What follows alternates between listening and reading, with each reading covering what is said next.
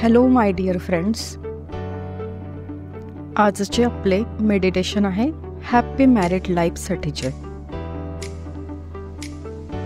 आता हे मेडिटेशन करताना जर तुमचा लाईफ पार्टनर किंवा तुमची लाईफ पार्टनर जर तुमच्या सोबत असेल तर खूपच छान. पण जर आत्ता यावेळी तुमच्या सोबत तुमचे लाईफ पार्टनर नसतील तर मेंटली त्यांना तुम्ही फील करा, इमोशनली फील करा की ते आत्ता तुमच्या सोबत आहेत. तर आज आपण एक छोटीशी ॲक्टिव्हिटी करूया. तर त्यांच्यासाठी आपले जे पण फिलिंग असेल, आपल्या लाईफ पार्टनरसाठीचे जे पण फिलिंग असेल, आपलं लव असेल, ते आपण शेअर करूया. सो आत्ता आपण एक मेडिटेशन करूया. जर दोघेही सोबत असाल तर एकमेकांचा हात हातात घ्या. Very good. आणि आता हळूवार दीर्घ श्वास आत घ्या.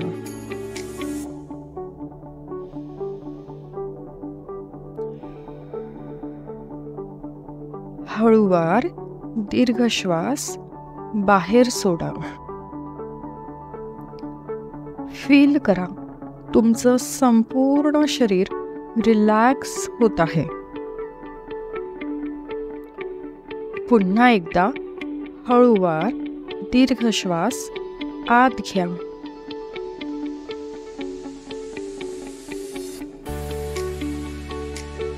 नाकाने श्वास आत घ्यायचा आहे.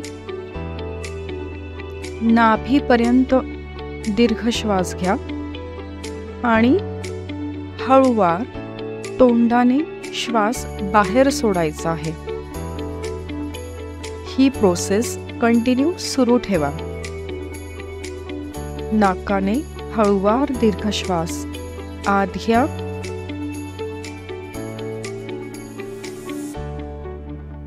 तोंडाने हळूवार दीर्घ श्वास बाहेर सोडा. श्वास बाहेर सोडत असताना खांदे सैल सोडा. संपूर्ण बॉडी, संपूर्ण शरीर अतिशय हलकं हलकं फील करा. आपली संपूर्ण बॉडी आता रिलॅक्स झाली आहे हे फील करा. तुमचं संपूर्ण लक्ष प्रत्येक येणाऱ्या आणि जाणाऱ्या श्वासावर केंद्रित करा. संपूर्ण शरीराला रिलॅक्स, अजून पूर्णपणे रिलॅक्स, अगदी हलकं होऊ द्या. संपूर्ण शरीर सैल सोडा. एक इझीनेस तुमच्या ब्रीदिंग मध्ये येऊ द्या. संपूर्ण लक्ष आपल्या श्वासांवर केंद्रित करा. आता तुम्ही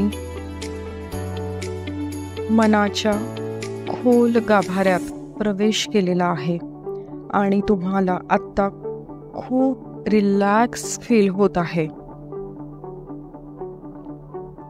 येस, व्हेरी गुड. आता यापुढे मी जे बोलणार आहे ते लक्षपूर्वक ऐका. जे ऐकू येणार आहे ते काळजीपूर्वक, लक्षपूर्वक ऐका. थोडंसं मागे जा. आठवण करा, लास्ट टाइम कधी आपण हसलो आहोत, कधी आपण रिलॅक्स आहोत, कधी स्वतःसाठी आणि पार्टनरसाठी वेळ दिला आहे.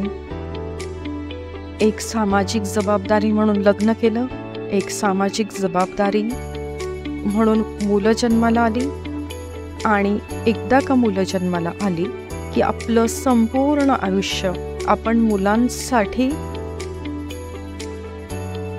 देऊन टाकलं. आता नाही तर आपण स्वतःसाठी जगत आहोत आणि नाही पार्टनरसाठी. कुठेतरी आपला आनंद आपण हरवून बसलेलो आहोत आणि त्यामुळेच मुलांच्या कंप्लेंट्स आपल्याला दिसत आहेत. स्वतःचा आनंद, पार्टनरचा आनंद, पार्टनरसोबत आनंदी राहणं ही आपल्या ब्रेनची नीड आहे, गरज आहे आणि कुठेतरी ती पूर्ण केली जात नाहीये. म्हणून खूप वेळेला असं होतं की मुलांवर चिडचिड होते आणि मुलांमधील जास्तीत जास्त दुर्गुण आपल्याला बघायला मिळतात. मुलांचा आपल्याला त्रास वाटायला लागतो. पण असं नाहीये मित्रांनो. थोडंसं अजून मागे जा आणि ती वेळ आठवा ज्या वेळेला तुम्ही तुमच्या लाईफ पार्टनरला अगदी पहिल्यांदा बघितले होते. आठवा ती वेळ ज्या वेळेला तुम्ही तुमच्या लाईफ पार्टनरला पहिल्यांदाच बघितले होते, पाहिले होते. अशी कोणती गोष्ट होती ती जी तुम्हाला सर्वात जास्त आवडली होती? असा कुठला गुण होता त्यांचा किंवा तिचा जो तुम्ही त्यांना पहिल्यांदा पाहिल्या तुम्हाला आवडला होता आणि तुम्ही त्यांच्या प्रेमात पडला होता? आठवा, जा मागे आणि मग तुमचे भेटणे सुरू झाले. मे बी ते कुठल्या तरी रेस्टॉरंटला जाणे असेल, मे बी पहिला एकत्र बघितलेला एखादा मूव्ही असेल. आठवा ते क्षण, आठवण्याचा प्रयत्न करा. सगळं आठवण्याचा प्रयत्न करा. बघा किती छान गोड गुलाबी आठवणी होत्या. किती छान फील होतंय आत्ता ते आठवून. पण आपल्या लाईफ पार्टनरकडून जे जे आनंदाचे क्षण अनुभवायला मिळाले ते प्रत्येक क्षण आठवण्याचा प्रयत्न करा.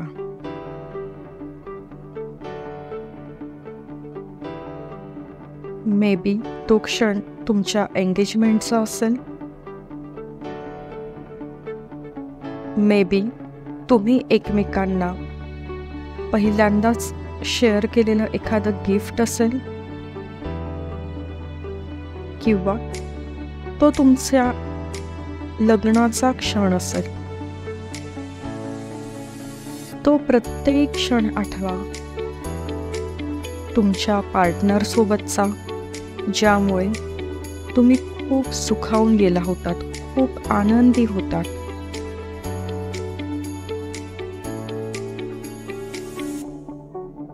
तो क्षण तुमच्या लग्नाचा, एकमेकांसोबत एकरूप होण्याचा, एकमेकांच्या आयुष्यातील हेतू पूर्ण करण्यासाठी एकमेकांना मदत करण्याचा असेल. आजपासून माझे आयुष्य, आजपासून माझे व्यक्तित्व मी तुला समर्पित करते. आजपासून तुझे आयुष्य माझे आणि माझे आयुष्य तुझे.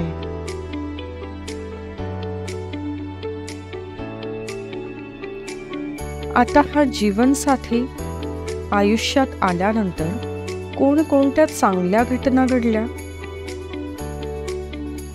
तुम्ही खूप आनंदी, हॅप्पी आणि रिलॅक्स झालात.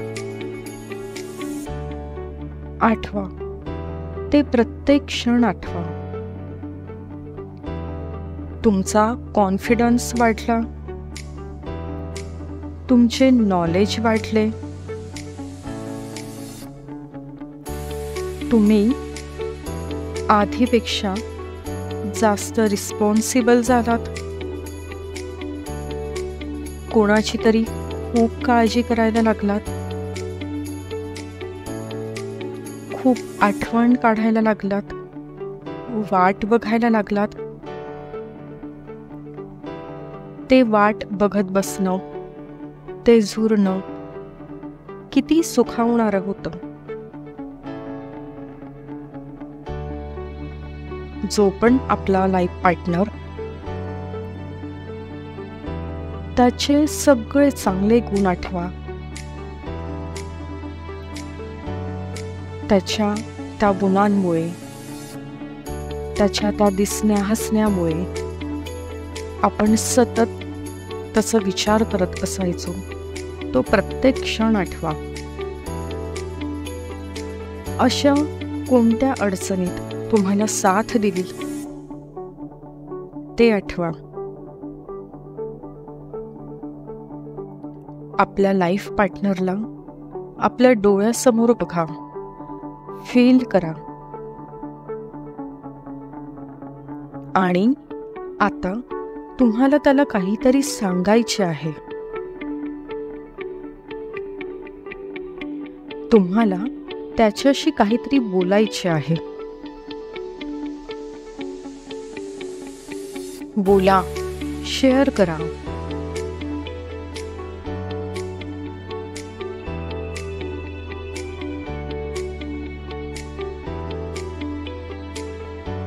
तुम्ही आता जे संपूर्ण रिलॅक्स आणि पॉझिटिव्ह फील करत आहात, ते पॉझिटिव्ह व्हायब्रेशन्स तुमच्या लाईफ पार्टनरपर्यंत पोहोचू द्या.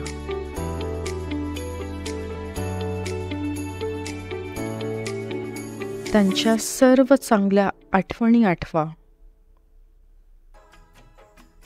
सर्व त्यांच्या चांगल्या सवयी आठवा.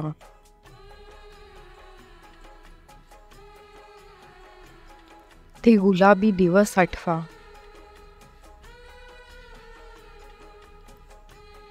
आठवा ते शेअरिंग, आठवा ते केअरिंग, आठवा ते लवेबल मोमेंट्स. ते प्रत्येक क्षण आठवा. हातात हात घ्या. फिजिकली सोबत नसतील तर मनातल्या मनात फील करा.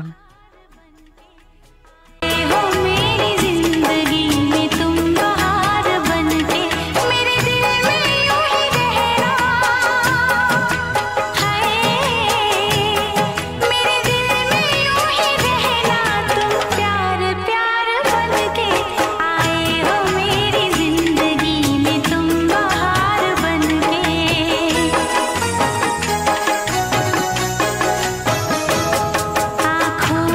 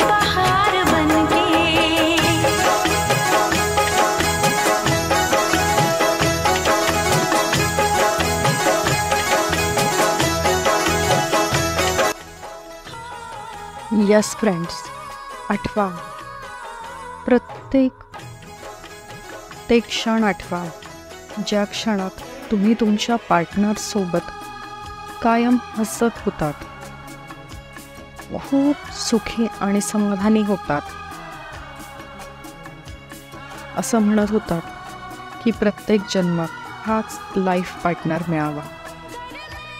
तुम्ही तुमच्या लाईफ पार्टनरचं भरभरून कौतुक करत होतात.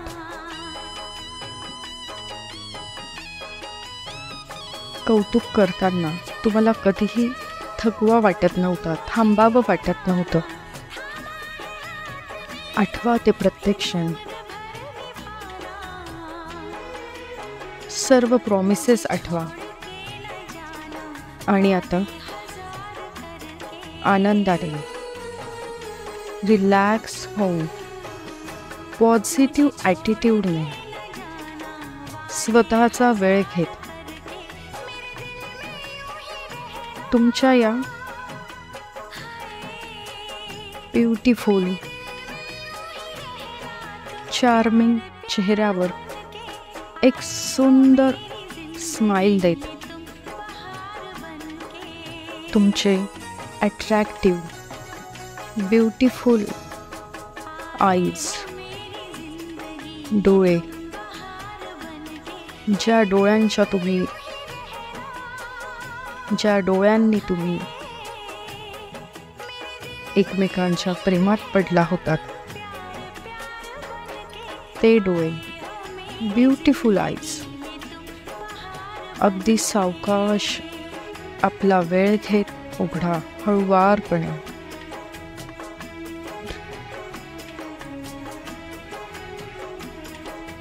आय होप तुम्ही आता खूप रिलॅक्स आणि पॉझिटिव्ह फील करत असाल. मित्रांनो, जर तुम्हाला तुमच्या मुलांचे भविष्य उज्ज्वल बनवायचे असेल, तुम्हाला तुमची मुलं खूप हॅपी, सक्सेसफुल अशी बघायची असतील, तर त्यासाठी सगळ्यात आधी तुम्ही हॅपी असणं हे खूप जास्त गरजेचं आहे.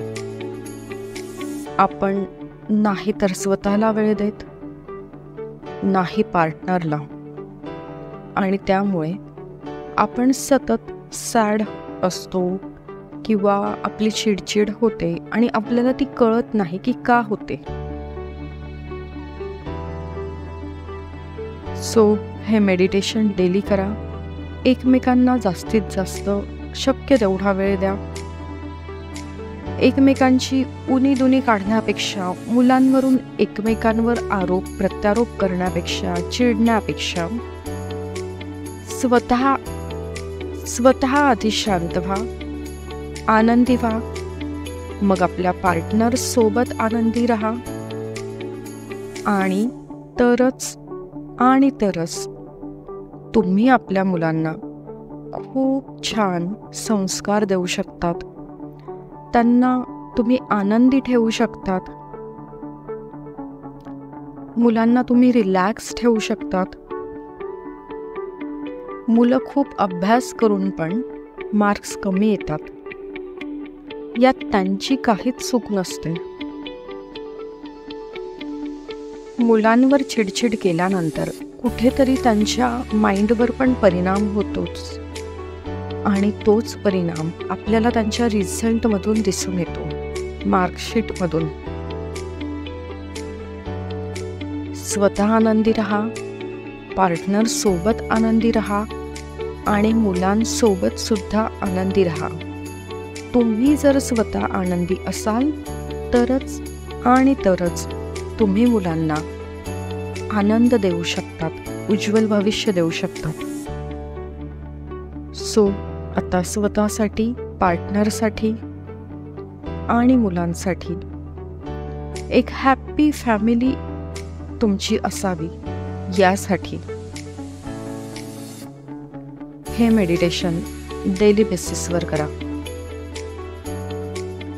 आयुष्यात एक हाय लेव्हलची पॉझिटिव्हिटी जर तुम्हाला हवी असेल, तर नक्की हे डेली मेडिटेशन करा.